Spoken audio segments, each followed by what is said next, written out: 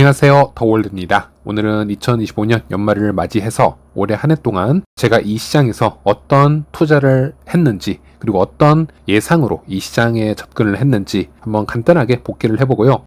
그리고 내년 이제 시작이 되겠죠? 어떤 마인드로 이 시장을 바라봐야 할지, 더불어서 파이도 어떻게 되어야 될지 여러 가지로 함께 이야기를 나누어 보려고 합니다. 가끔 제가 X나 유튜브 영상에서 이런 식의 복기를 하는 이유가 있습니다. 제가 어떤 흐름과 관점으로 이 시장을 바라보고 있었는지 스스로도 이 방향성을 잃지 않기 위해서 제 스스로 정리하는 목적이 있고요. 그리고 여러분들도 제 유튜브 영상이나 X를 보았을 때 이 사람은 이런 관점에서 시장을 바라보고 있구나. 그래서 어느 쯤에서 영상을 본다 하더라도 좀 더 쉽게 제 컨텐츠를 이해할 수 있도록 여러분들께 리마인드 해드리기 위함이다 라고 보시면 되겠습니다. 그리고 제가 파이 생태계를 주로 다루는 유튜브 채널이다 보니 파이를 제외하고 다른 코인 시장 상황이나 다른 코인 프로젝트에 대해서 일체 관심이 없는 분들도 있으실 겁니다. 오로지 이 파이, 이 이야기만 하기를 원하시는 분들, 다른 요소들은 듣고 싶어 하지 않은 분들도 많으실 텐데요. 그런데 저는 그러한 분들도 최소한의 시장 이해와 그에 따른 예상 정도는 반드시 필요하다고 생각을 합니다. 이게 꼭 시장을 예측을 하는 게 맞아야 된다라는 의미는 아니고요. 예를 들어서 우리가 바둑을 둔다라고 해도 한 수 한 수 생각을 깊이 하면서 둬보고 우리가 예측을 해가면서 깊이 바둑을 두었을 때 그 판에서 지더라도 복기를 해보면 다음과 같은 상황이 왔을 때 대처하는 능력이라는 게 생길 수 있거든요. 그런데 아무 생각 없이 바둑알을 채우듯이 두게 되면은, 즉 시간을 보내게 되면은 수십 판을 우리가 둔다 하더라도 사실상 실력이 늘지 않는 것을 우리가 알 수 있습니다. 복기를 해도 사실 의미가 없고요. 그래서 우리가 이 암호화폐 시장에 있다, 또는 파이 생태계에 참여를 한다, 지금 이 부분도 마찬가지라고 생각을 합니다. 파이를 한다면, 아니면 코인 투자를 한다면 파이와 연결되어 있는 시장 요소들은 기본적으로 공부를 해가면서, 이해를 해가면서 그런 현실적으로 예상도 해보고 그 과정에서 굳이 투자는 하지 않았더라도 시장이 흘러가는 방향과 본인 생각이 맞았는지 틀렸는지 확인해 보면서 가는 게 굉장히 중요하다고 봅니다. 그래서 이번 영상에서는 그런 관점에서 한번 정리를 해보려고 합니다. 네, 일단 올해 4월부터 9월까지 저 개인적으로는 암호화폐 시장에 적극적으로 투자를 진행을 했습니다. 이때까지는 너무나 기존 패턴을 잘 따랐고 저에게는 큰 문제가 없이 수익을 쉽게 낼 수 있었던 그런 쉬운 구간이기도 했습니다. 4년 주기 패턴으로 보았을 때 2025년에 상승장이 예상이 될 수 있었고, 이더리움 같은 경우 가장 가격이 저평가되었을 그런 시점 4월이나 5월에 투자를 시작했을 경우, 그리고 불장이 1쿼터 정도 진행이 된다라고 예상을 했을 때 약 8월에서 9월 부근에는 고점 정도를 찍는다라고 예상을 했을 때, 그리고 만약 그 시점에서 비트나 메이저 알트를 대부분 매도를 하고 나올 수 있다면 일단은 안전하게 첫 번째 스테이지는 끝이 날 수 있겠다, 이렇게 말씀을 드렸고 그렇게 투자를 진행을 했습니다. 특히 지난 영상에서 말씀드렸던 건 지난 8월이나 9월에 고점이 나올 가능성이 높다라고 생각을 했던 이유는 알트코인 차트를 보았을 때 작년부터 올해까지 이 알트의 고점이 점점 낮아지는 흐름이 이어지고 있었기 때문에 이 저항 라인이 상당히 낮게 잡혀 있다. 그래서 이런 리스크도 생각을 해야 된다라고 생각을 했기 때문입니다. 그래서 복귀를 해봤을 때 여기서 잘한 부분은 제가 비트코인이나 이더리움, 리플, 스텔라, 루멘 등 시가총액이 비교적 높은 알트코인들은 올해 3, 4월달 구간에서 먼저 매수를 진행을 했었고요. 당시 그 시기가 어땠냐면 시장 분위기가 너무 좋지 않았을 때, 대부분의 사람들이 코인 자체에 대해서 불신이 극에 달해 있을 때 그때 매수를 시작을 했고, 그 시장의 감정에 섞이지 않고 매일 기계적으로 분할 매수를 했던 부분은 지금 돌아보면 잘했던 선택이었다라고 스스로 평가를 합니다. 그리고 실제로 7월, 8월 구간에서 대부분 매도에 성공을 했고요. 이 과정은 제가 엑셀을 통해서 계속적으로 기록을 남기기 시작을 했는데요. 당시 메이저 알트코인 자체가 거의 고점 구간에 다가와 있는 것 같다. 물론 여기서 어떻게 될지는 아무도 모르지만 지금은 공격적으로 매수할 시점보다는 분할 매도를 조금씩 하면서 시장을 바라보는 구간이 맞는 것 같다. 이제 이렇게 접근한 건 지금 평가를 했을 때 나쁘지 않았다라고 볼 수 있겠습니다. 자, 그런데 이 다음 스테이지부터 상당히 저 개인적으로도 그렇고요, 수많은 알트 투자들에게 매우 힘든 시기가 찾아오게 됩니다. 사실 이것 때문에 저도 올해 제가 비트코인과 이더리움, 메이저 알트로 수익을 내었던 부분이 상당수 여기서부터 알트코인으로 인해서 이제 물리기 시작하는데요.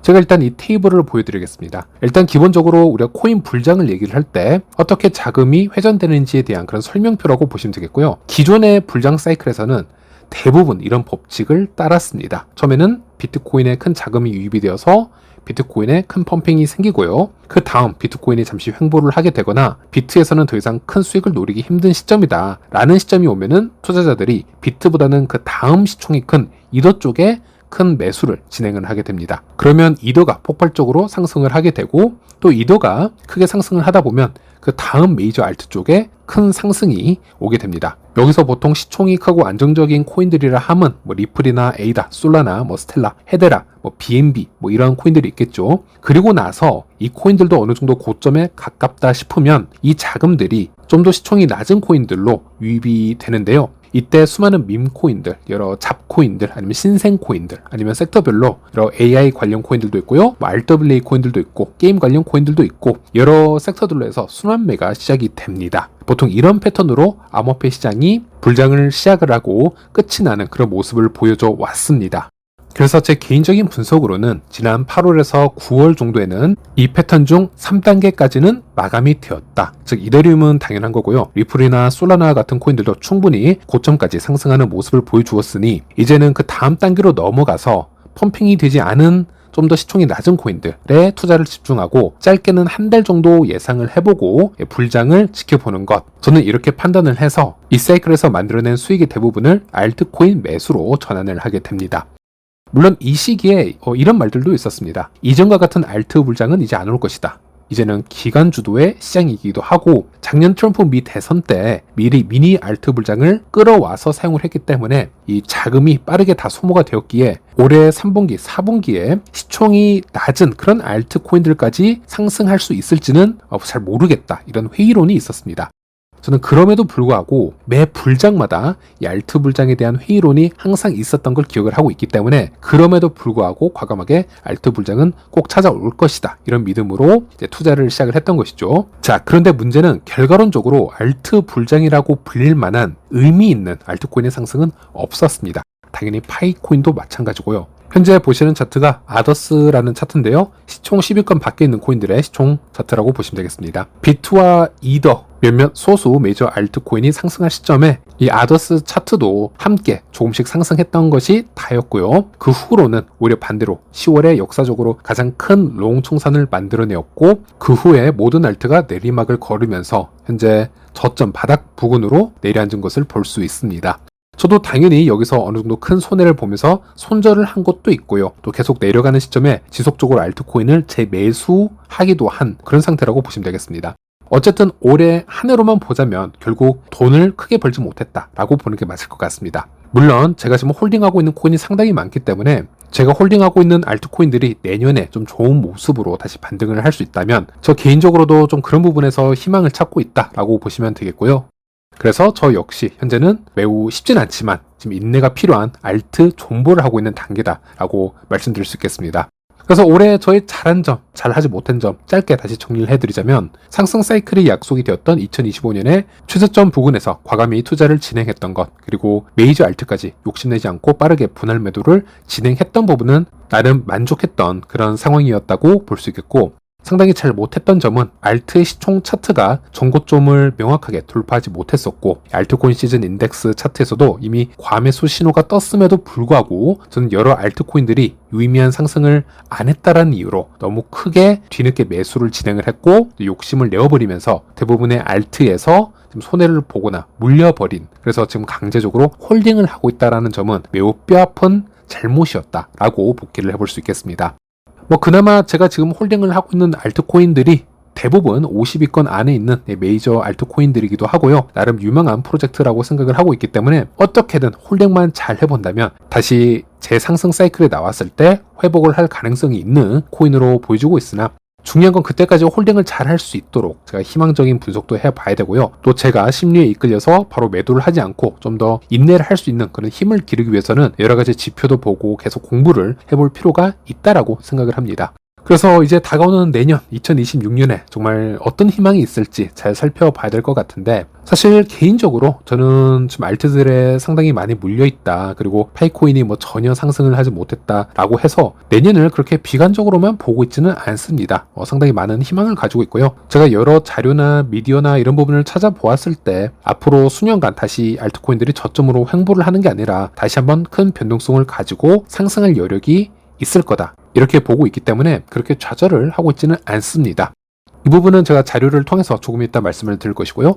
그리고 파이 이야기를 해보더라도 저는 이번 영상이나 X에서 이렇게 말씀을 드렸죠. 만약 이번 사이클에서 알트 불장이 온다면 파이도 이 마지막 단계에서 다른 알트들과 함께 상승할 가능성이 높다. 저는 이제 그렇게 관점을 가지고 있었는데, 그러니 우리가 파이의 상승을 기다리려면 이 스테이지가 올 때를 기다려야 된다 라고 저는 반복적으로 말씀을 드렸고, 그런데 안타깝게 제 예상과는 다르게 이 시기에 알트 불장은 오지 않았습니다. 당연히 파이도 아무런 움직임을 가져가지 못했습니다. 그리고 이 스테이지에 알트 불장이 오지 않았기 때문에 파이뿐만이 아니라 보시는 것처럼 대부분의 메이저 알트들이라고 할 수 있는데 폴카닷이나 폴리곤, 도지코인, 에이다 등등 보시면 올해 한 해 그냥 다 하락세로 마감을 했다. 이런 부분을 알 수 있었고, 즉 우리가 파이의 상승을 올해 보지는 못했지만 그렇다고 이것으로 파이코인 자체를 욕할 것이 아니라 이번 이 사이클에서 이 시장에 돈이 끝까지 들어오지 않고 알트장이 스킵된 채 마감이 된 이런 상황을 탓을 해야 되고, 과연 이 문제가 무엇이었는지, 그리고 과연 그렇다면 내년에 희망이 있는지 없는지 이런 부분을 봐야 되지 않냐. 그리고 나서 파이도 다시 한번 분석을 해보자. 이렇게 말씀을 드렸던 것이고, 지금도 좀 그런 부분을 설명을 해드리는 겁니다. 그리고 제가 이런 부분을 영상에서 얘기해드리면 분명 저를 욕하시는 분들도 많이 있으실 겁니다. 아니, 파이는 화폐다. 파이는 성스러운 자산이다. 그런데 파이 생태계에서 투기를 얘기를 하고 어떤 투자를 얘기를 하고 세력을 얘기하고 차트 분석을 하니 어이가 없다라는 분들도 몇몇 있으신데요. 물론 그분들 말씀도 틀린 말은 아닙니다. 분명 파이는 화폐의 성격을 가지고 있습니다. 그런데 동시적으로 투자 자산이기도 합니다. 그래서 우리가 파이를 얘기할 때 화폐 얘기를 할 수도 있어야 되고요. 또 어떨 때는 투자 자산으로서도 분석을 할 수도 있어야 된다라고 생각을 합니다. 파이도 그렇고 대부분의 크립토커런시는 여러 가지 특성을 동시적으로 가진 그런 특이한 자산이라고 저는 보고 있고요. 파이가 이 시장에서 안정적인 가치를 인증받고 싶다면은 일단 이 투기적인 시장 환경에 노출이 돼야 되고요. 여기서도 살아남을 수 있어야 됩니다. 파이가 어쩔 수 없이 이 공매도 세력도 한번 겪어봐야 되고요. 여러 투기꾼들, 스캐머들, 이른바 해방꾼들까지도 이 모든 과정을 다 소화하는 과정을 겪어 나가야 됩니다. 그래서 이런 과정을 거쳐 나가면서 몇 번의 사이클이 돌고 가치가 사이클에 따라서 하락을 했다가 다시 반등하는 그런 회복성을 보여준다면, 그리고 그때까지 커뮤니티가 계속 남아있다면 그때서야 파이가 비로소 여유라는 게 생길 수 있다라고 봅니다. 하지만 파이는 현재 그런 단계는 아닙니다. 여러 가지 기본적인 것을 다 증명을 해야 되는 단계이고요. 지금은 파이가 살아남는 게 가장 중요한 시기라고 보시면 되겠습니다. 그럼 파이가 이렇게 신생 프로젝트로서 살아남으려면 이런 불장 사이클이 왔을 때 다른 메이저 상승 코인들처럼 함께 상승하는 모습 반드시 필요하겠죠. 만약 이런 흐름에도 탈 수 없다면, 즉 그런 모습조차 보여주지 못한다면 우리가 아무리 파이를 화폐다, 생태계 코인이다 이런 이야기를 꺼내도 어떤 기관이나 투자자나 세력조차 이런 얘기에 관심을 기울이지 않을 거고요. 앞으로는 이런 이야기를 꺼내볼 기회조차 점점 사라질 수 있다. 이렇게 말씀드릴 수 있겠습니다. 그리고 저는 좀 욕 좀 먹더라도 현실적으로 다 받아들이고 파이에 관해서 모든 방면에서 분석할 줄도 알아야 된다라는 제 생각이고요. 그래서 제가 하고 싶은 이야기 제 채널에서 계속 이어가려고 합니다. 자, 그렇다면 올해 3분기, 4분기 왜 알트코인을 펌핑해 줄 만한 유동성이 말라버렸는지 여기에 대해서 짚고 넘어가야겠죠. 자, 일단 이 시장을 잘 이해하고 있는 이 비트마인드 톰리에 대해서 한번 얘기를 해보겠습니다. 톰리는 이렇게 얘기를 합니다. 현재 시장의 문제는 마켓메이커의 심각한 유동성 부족에 있다. 이것이 디지털 자산 전반에 걸쳐 전례 없는 매도 압력을 만들어내고 있다는 것이다. 사실 이런 상황이 발생한 배경에는 사상 최대 규모의 강제 청산 이벤트가 있었다. 이로 인해 주요 시장 참여자들의 운영 자금이 대거 소진되었고, 결과적으로 마켓메이커들은 가용 자본이 크게 줄어들면서 불가피하게 트레이딩 활동을 대폭 축소할 수밖에 없는 그런 좋지 않은 상황에 놓이게 되었다. 그리고 이런 마켓메이커 유동성 압박은 암호화폐 생태계 전반에 도미노 효과를 일으켰고, 마켓메이커가 물러나면서 다음과 같은 문제점이 생겨났는데, 거래소 전반의 거래량이 크게 감소했고, 또 매수 매도 효과 간 스프레드가 확대가 되어버렸고, 가격 변동성이 증가가 되어버렸고, 그리고 대규모 주문에 대한 시장 깊이가 감소하게 되었다. 자, 그래서 올해 3분기, 4분기 알트코인 시즌은 없었다. 이렇게 설명이 되고 있는 것이고, 그러면 이런 상황에서 희망은 없는 걸까? 라는 질문을 해보았을 때 톰리는 이렇게 얘기를 하고 있습니다. 과거 사례를 통해서 현실적인 전망을 제시해 본다면 2022년에도 흡사한 마켓메이커 유동성 위기가 찾아왔었는데 당시 문제가 해결되기까지 약 8주라는 시간이 걸렸다. 따라서 2025년 연말 정도가 되면 마켓메이커 유동성 압박 문제 역시 어느 정도 조금씩 해결될 가능성이 있다라고 판단을 해볼 수 있다. 즉, 이 얘기를 좀 더 보수적으로 판단을 해보면요. 2026년 내년에는 어느 시점이 될지는 모르겠지만 이 유동성 문제는 어느 정도 해결이 될 수 있다라고 해석을 해봐도 무리는 아닐 겁니다.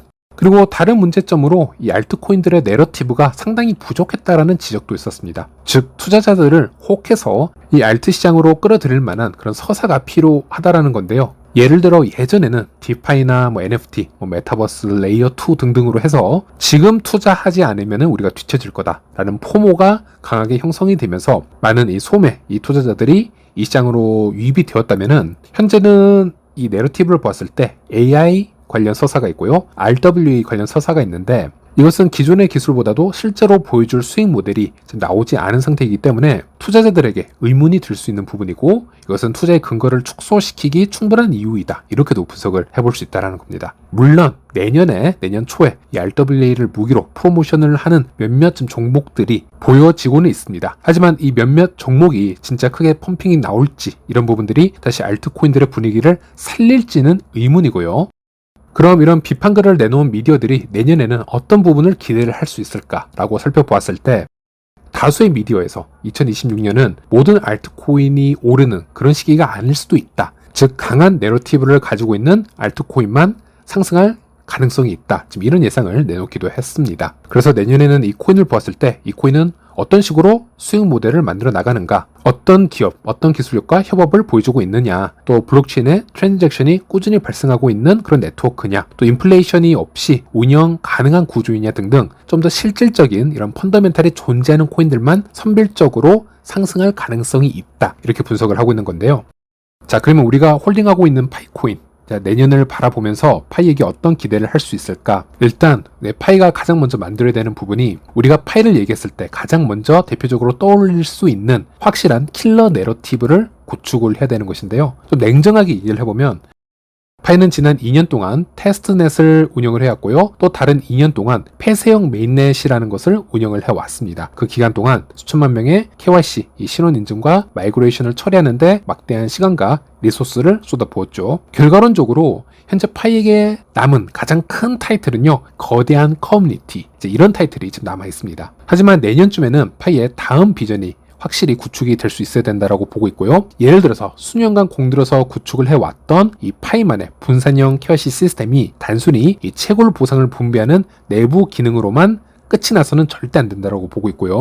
시대의 흐름으로 봤을 때 지금 AI 기술 급격하게 발전하고 있죠. 가짜 봇, 딥페이크 영상도 나오고 있고 음성 조작도 지금 쉽게 되는 그런 시대에서 살고 있습니다. 이런 상황에서는 실제 인간임을 검증해주는 블록체인 시스템의 가치가 폭등할 수밖에 없다라고 보고 있습니다. 그래서 제가 평소에 파이뿐만이 아니라 월드코인 같은 프로젝트도 미래에 빛을 볼 가능성이 높다라고 강조했던 이유도 이제 이런 이 사회적 분위기 때문에 이제 말씀을 드리는 건데, 그렇다면 내년에 제가 바라는 파이코 팀이 구축해야 될 부분 명확해지죠. 일단 KYC 시스템이 좀 더 완성형으로 업데이트가 될 필요가 있습니다. 현재도 이 복잡한 분산형 KYC 시스템을 임프루빙 시키고 있는 단계이기 때문에 이것을 좀 더 완성형으로 내년에 구축을 해야 되고요. 그래서 두 번째로 홈페이지에서도 밝혔듯이 이 파이의 KYC 인증을 이제는 외부 기업이나 다른 플랫폼에서도 인간 인증 수단으로 활용할 수 있도록 API를 개방을 해준다거나 여러 협업을 진행을 할 수 있어야 됩니다. 그리고 추가적으로 빠른 속도로 2천만 명 이상 인증 유저를 확보를 해줌으로써 이제 AI 시대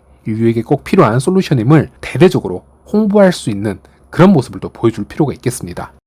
이렇게 된다면 내년에 파이는 강력한 서서와 실질적 펀더멘털을 모두 확보할 수 있지 않을까, 저는 그렇게 희망적으로 예상을 해보고 있고요. 그리고 몇 가지 기대를 하는 부분이 좀 더 있습니다. 이것은 내년에 바로 이루어질지는 모르겠지만 현재 파이는 규제 친화적으로 지금 성장을 하고 있기 때문에 지금 미국 기반 메이드 인 USA 코인으로 일단 등록은 되어 있습니다. 하지만 이런 프로젝트로서 좀 급부상 될 필요가 있다. 그리고 AI 관련 코인으로서도 내러티브를 만들 수 있는 그런 잠재력인데요. 현재 오픈마인드에게 지금 투자를 진행하고 있고 또 서로 협업을 하고 있지 않습니까? 그래서 기술적 서사를 통해서 좀 실질적으로 활용이 될 수 있음을 내년에 프로모션을 해봤으면 좋겠다. 이런 생각을 해봅니다. 그래서 이 중에 하나라도 확실히 내년에 강력한 내러티브를 만들 수 있다면 희망이 분명 있다라는 겁니다. 대부분의 코인 프로젝트가 이런 내러티브를 만들 수 있는 힘이 없습니다. 정말 수많은 프로젝트가 신규로 출시는 되고 있지만 커뮤니티가 정말 작고요. 또 생태계가 그렇게 유의미하게 존재하지는 않기 때문에 사실 그런 코인을 우리가 홀딩을 한다고 해서 내년에 아니면 내후년에 다시 상승을 할 수 있을지 기대를 하기 좀 힘든 부분이 있는데 파이는 다르다라는 겁니다. 이런 생태계가 존재하고 가장 큰 규모의 커뮤니티를 갖추고 있기 때문에 분명 우리가 희망을 가져볼 수 있다. 지금 이런 말씀을 드리는 것이고요. 그리고 내년에 좀 더 희망을 가져볼 만한 그런 이슈도 하나 있었죠. 그래서 한번 가지고 와봤습니다. 바로 금 가격과 은 가격이 크게 상승하고 있다는 것인데요. 특히 은 가격이 지금 폭발적으로 상승하고 있죠. 지금 시총 순위를 보더라도 은이 원래 비트코인보다도 더 낮거나 거의 흡사했었는데 현재는 금, 엔비디아, 그 다음으로 지금 은 시총이 높아진 것을 볼 수 있습니다. 이것을 암호화폐 투자자들이 좀 좋게 보고 있는 이유로는 이 유동성 사이클 법칙 때문에 그렇습니다. 보통 금리 인하가 진행이 되고 달러 약세가 예상이 되면은 이 스마트 머니들이 대부분 가장 안전한 해지 수단인 금과 은을 먼저 선점하는 게 순서가 되겠고요. 그게 현재 상황이 되겠습니다. 그리고 금과 은 가격이 너무 올라가서 부담스러워지면 투자자들이 더 높은 수익률을 기대할 수 있는 다음 차원의 이 자산을 찾게 되죠. 보통 그럴 때 제2의 금이라고 불리고 있는 비트코인으로 자금을 일부 이동시키기도 합니다. 그리고 비트코인이 상승하면 초반에 제가 이 영상을 보여드렸지만은 알트코인으로 나중에 유동성이 다시 들어오게 됩니다. 이런 기존 패턴이 존재했었기 때문에 현재 2025년 금 가격, 은 가격 여전히 올타임 하이를 찍고 상승하고 있다는 것은 내년에 금과 은에서 코인 시장으로 자금이 낙수 효과를 가져올 수 있다. 그런 부분을 좀 기대해 볼 수 있다. 즉 현재 알트코인이 반응이 없다라고 해서 지금 사이클 종료라고 생각하지 말고 내년 희망을 가지고 존버를 해볼 수 있는 상태다라고 말씀드릴 수 있겠습니다. 제가 이 은 가격 상승에 대해서 X에서 이 분석글을 하나 가져왔습니다. 이 계정은 글로벌 매크로 금융이나 이 시장 리스크 분석에 특화된 계정인데요. 이 코베이시 레터 계정의 분석글을 가져와 보았습니다. 현재 은의 상황을 보자면 은은 2025년까지 무려 175%나 상승을 했다. 그래서 1980년 이후 처음으로 8개월 연속 상승세를 기록한 것으로 보여지고 금과 은의 시가총액은 올해만 합쳐서 16조 달러 이상 증가를 했다. 현재 무슨 일이 벌어지고 있는 걸까 설명을 해드리자면 이 모든 것이 미국 달러 약세에서 시작이 되었다라고 얘기를 합니다. 금리 인하가 시작이 되면서 미국 달러는 더욱 약세를 보여주고 있는데 트럼프 대통령이 지명한 새로운 연준 의장이 발표될 예정인 가운데 시장은 더욱 완화적인 연준 정책을 반영을 하고 있고 이것이 핵심이다 라고 설명을 하고 있습니다. 자, 일단 추가적으로 말씀드리자면 올해 금리 3번 연속 인하가 되었죠. 그리고 양적 긴축도 종료가 되었습니다. 그럼에도 불구하고 코인 가격 크게 오르지 않았습니다. 그중 큰 이유가 이 제롬 파월이 매우 매파적인 스탠스를 갖추고 지속적으로 발표를 해왔기 때문에 코인 시장은 오히려 실망하는 쪽에 좀 더 큰 영향을 받은 상태라고 보시면 되겠고요. 그런데 내년에 이 연준 의장이 바뀌게 됩니다. 그래서 이 트럼프 미 대통령을 따르는 인물로 교체가 될 가능성이 상당히 높은데 트럼프는 당연히 금리를 매우 많이 낮추기를 원하고 있습니다. 그래서 내년에 우리가 생각보다 금리 인하가 더 많이 이루어질 가능성이 있다 이렇게 생각을 해볼 수 있겠고요. 그리고 달러 인덱스는 금리 인하로 인해서 지속적으로 지금 낮아지는 지금 상황을 보여주고 있는데 달러 인덱스와 코인은 반대로 간다라고 보시면 되겠습니다. 이것은 일반적인 공식이고요. 그래서 달러 인덱스가 낮아지는 방향을 보인다면 코인 시장에는 호재가 될 가능성이 높겠죠. 어쨌든 다시 본문으로 돌아가서 이번 달 12일에 트럼프 대통령에게 질문을 했습니다. 이 신임 연준 의장과 함께 금리를 어느 수준으로 유지하고 싶은지에 대한 질문이고 이 트럼프의 답변은 1%나 어쩌면 그보다 더 낮을 수도 있다라고 답변을 했습니다.